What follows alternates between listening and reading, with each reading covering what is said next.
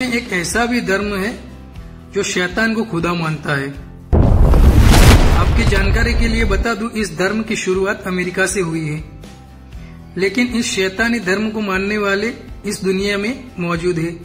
अजीब अजीब शक्लें बना के घूमते हैं, दिखने में भी शैतान जैसे ही दिखते हैं। ऐसा ही एक वाकया है। ये लड़का भी शैतान का पुजारी था।